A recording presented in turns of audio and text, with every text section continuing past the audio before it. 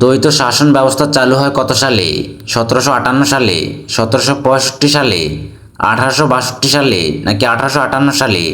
উত্তরটি হবে 1765 সালে। কত সালে উপমহাদেশে রেলগাড়ি চালু হয়?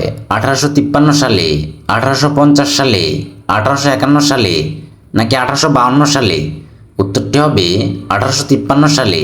বঙ্গভঙ্গ আইন পাশ করা হয় কত সালে?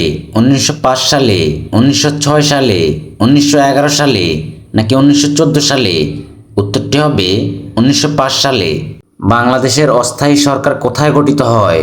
মুজিবনগর, কলকাতা, চট্টগ্রাম নাকি আগরতলা? সঠিক উত্তরটি হবে আগরতলা। জাতীয় স্মৃতিসৌধে পলক কয়টি?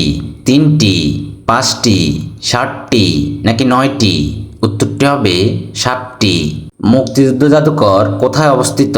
চট্টগ্রামে, ঢাকায়, খুলনায় নাকি রাজশাহীতে? সঠিক উত্তরটি কি হবে?